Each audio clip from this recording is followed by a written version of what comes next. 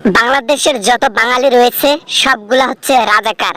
এখন আমি টের পাইছি বাংলাদেশের যতগুলো জনগণ আছে যারা আন্দোলন করতেছে সবগুলা রাজাকারের সন্তান এবং নিজেও রাজাকার ছিল, যার কারণে মুক্তিযোদ্ধাদের দেখতে পারে না তারা।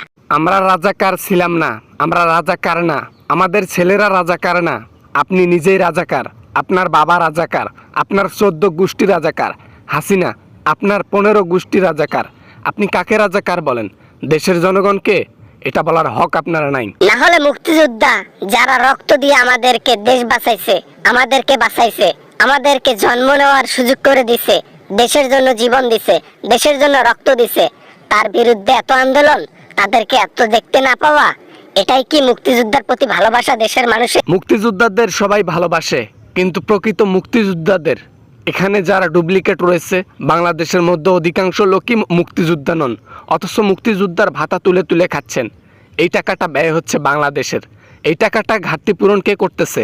আমরাই করতেছি। যারা আমাদেরকে, আমাদের দেশকে বাঁচাইছে, মুক্তিযুদ্ধ করেছে, সারা বছর বৃষ্টিতে রোদে পুড়ে ছারখার হয়ে তারপর না দেশের জন্য লড়েছে, তাদের কি এটা হক না?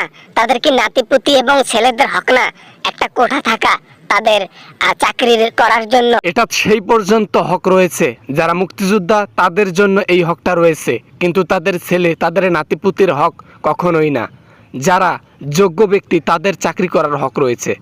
যোগ্য ব্যক্তি ছাড়া যারা মুক্তিযোদ্ধার মধ্যে আছে অনেক গাঁজাখোর, গাঁজাপট্টি ঘুরে বেড়ায়, বদমাশি করে, অমুক তমুক, যোগ্যতাহীন লোক যাদেরকে সরকার চাকরি দিচ্ছে, এটা ঠিক করতেছে না। আর যোগ্য যারা, তারা রিক্সা চালাচ্ছে, এটাই ঠিক, তাই না? আমি দিলে তোমাদের এত জলে কেন? তোমরা আন্দোলন কেন করো? আর পুলিশ যখন লাঠি চার্জ করবে তখন আমার পিছনে এসে লাগবা? পুলিশ যখন গুলি ছুড়বে এটা আমার পিছনে এসে লাগবা? হ্যাঁ, আমার দেশ চাই আমি শান্তি মুক্ত, আমার দেশে হাঙ্গামা চলবে না, আমি হাসিনা এগুলো পছন্দ করি না। আপনি ভুলে যাচ্ছেন আপনি একজন দায়িত্ব পালন করা ব্যক্তি, যিনি দেশের একজন সরকার। ওনারও কিছু বলার জন্য কিছু নিয়মকানুন রয়েছে। আপনি যে কথা বলেছিলেন আজ থেকে 6 বছর আগে, আজকে তার ভিন্ন রূপ নিয়েছে, অথচ এটা নিয়েই আন্দোলন শুরু। আপনি মিথ্যা কথা বলেন, আর এখন আমরা আন্দোলন করলে দোষ? আমার সাথে তর্কে লাগার দরকার নাই।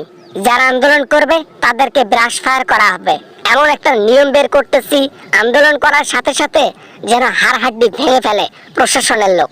তারপর দেখতেছি আন্দোলন কে করে, একটাক মারলে 10টা এমনিতেই পালিয়ে যাবে। পুরো পৃথিবীবাসী দেখতেছে বাংলাদেশের কাহিনী, পুরো পৃথিবীবাসী, পুরো পৃথিবীর সরকার দেখতেছে আপনাদের মতো সরকারের নিয়মকানুন এবং কাহিনী। পুলিশকে তো আর কি বলবো, ওরা তো অনেক নিচু লেভেলের মানুষ। যেভাবে স্টুডেন্টদের উপর গুলি ছুটতেছে, কোনো মানুষ এটা করতে পারে না।